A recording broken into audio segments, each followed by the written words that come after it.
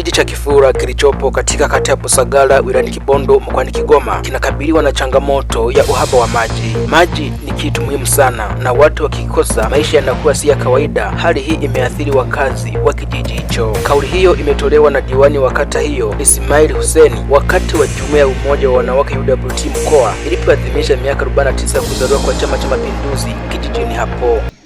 Kijiji cha Kifura, mradi unaoitwa Enabe. Mradi huu ni mradi ambao kwa kweli umechukua muda mrefu, haukamiliki. Ombi langu kubwa ni kwamba tunachokihitaji ni kumtua ndoo mama kichwani. Lengo kubwa ni mama aweze kupata uhuru na amani ili kusudi apate maji.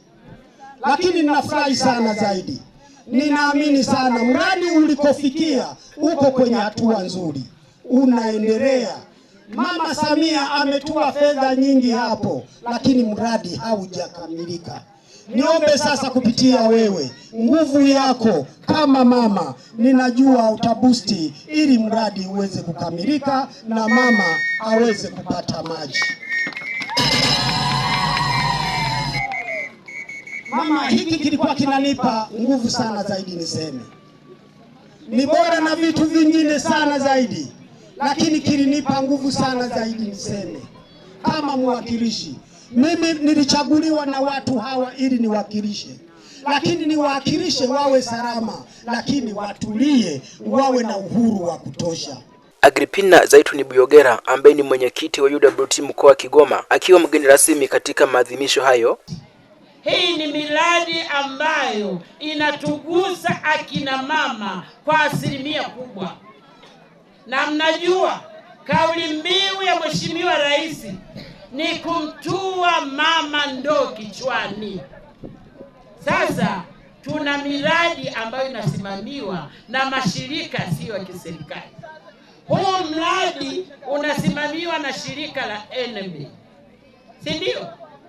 Sasa hilo sio shirika la serikali, lakini kwa sababu wanakuja kufanya kazi Kigoma, wako Kibondo, na wao waliahidi kutimiza huo mradi kwenye serikali ya Mama Samia. Nimelipokea hilo, nitaenda kuongea na mkuu wa mkoa ili mkuu wa mkoa awasiliane nao, awaulize ni lini watakamilisha mradi huu, na kama hawawezi wamwambie mkuu wa mkoa hawawezi, ili serikali itafute fedha ije imalizie mradi huu. Kwa upande wake Angelina Kebero ambaye ni kaimu katibu UWT mkoa wa Kigoma amewaasa wananchi kuendelea kudumisha amani na mshikamano. UWT mkoa wa Kigoma tumekuja na mambo makubwa mawili. Jambo la kwanza, tumekuja kuwashukuruni wana Kifura, wana Busagala, kwa niaba ya wana Kibondo, kwa niaba ya mkoa mzima wa Kigoma, kwa niaba wa Tanzania wote. Siku ya leo tumekuja kutoa shukrani. Lakini la pili, tunasema tuendelee kuitunza amani yetu. Tuitunze amani. Tukiitunza amani, tutafanya mikutano kama hivi. Kwa sababu amani ikipotea, inawakuta sana adha ni akina mama na watoto, lakini pia na watu wenye ulemavu. Kwa hiyo hatuna budi wa Tanzania, wananchi wa Kifura, kuitunza amani, kuitunza amani, kuitunza amani. CCM oyee! Nikiripoti kutoka hapa wilayani Kibondo mkoani Kigoma, mimi ni Justin Cosmas.